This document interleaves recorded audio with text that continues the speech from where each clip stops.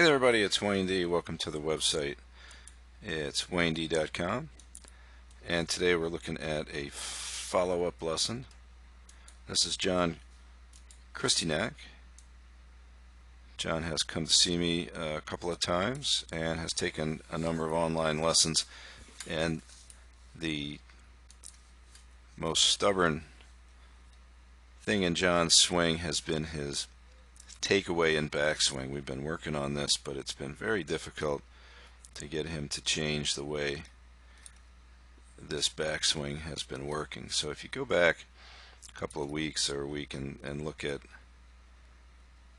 the lesson that I just gave him, and you'll see how I focused almost exclusively on this move right here in the takeaway, and what I had wanted him to accomplish was trying to get the hands to come more straight back and not fold out. And my thought on that was that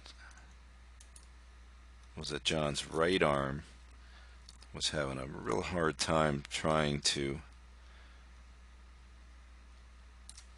stay bent. So what happens is when he starts it back, he'll tense that arm up and push it actually right into him right here.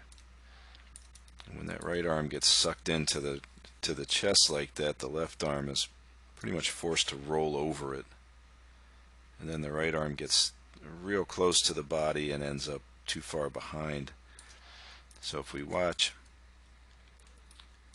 first thing we're going to see is more width. So we talked about the feeling of home plate at address, which is this action here, where the upper arms feel like they're hanging straight down, and it doesn't feel like a triangle right from the top of the shoulder down.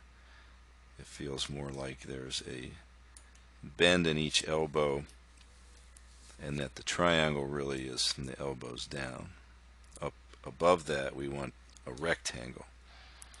So if that right arm can stay bent like that in the takeaway, we'll get some width and extension, and you might see a little bit of space. And watch here, when the right arm sucks in,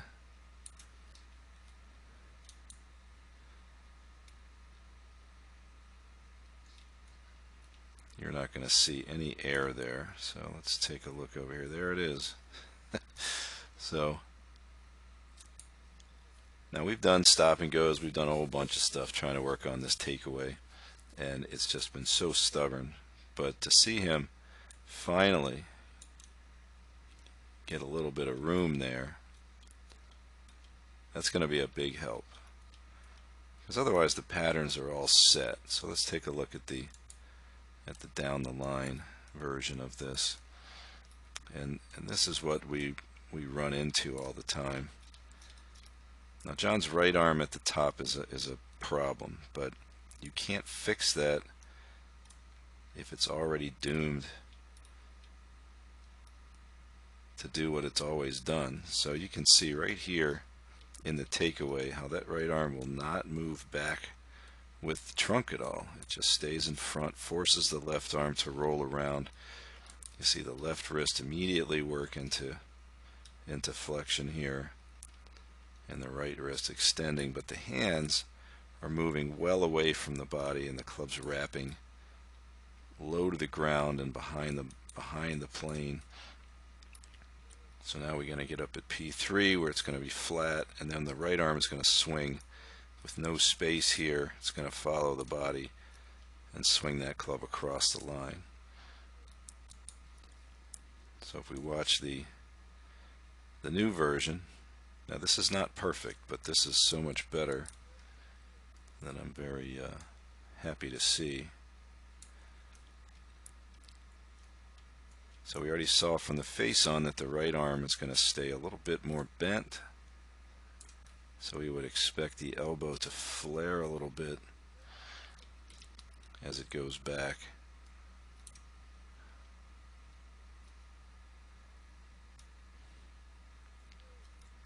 So look at the difference in the where the left arm is at this point in the swing. Much better. Right arm has a little bend. We saw that it had a little width. Now, this doesn't fix all the rest of the stuff, but it does give John the opportunity to change some things to the top. So we still want the club head, as the hands do a better job coming in and the arms are more bent and more spaced away from the body. We still want to maintain a little more of this angle in the wrists and between the wrist and the shaft, and we want the club to elevate a little bit more as it goes up. So the left wrist is still arching a little bit, club's a little low, still gets a little flat there at P3. And now the right arm, having been more flared, is going to have to learn to stop itself more or less and not pull behind. But now we could actually do that because it's not stuck to the body. So it still gets pulled backwards a little bit too much. The club's still across, but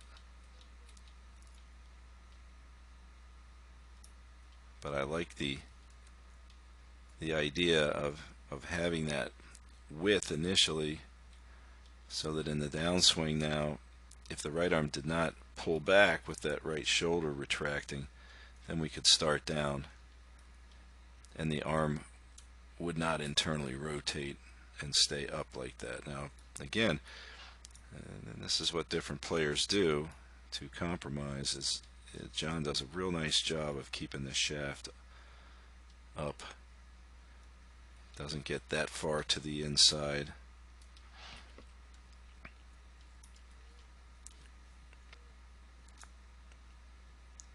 So while that takeaway, if that was the first time I had ever seen John, we'd still be working on this takeaway, but that is such an improvement. I was very happy to see that.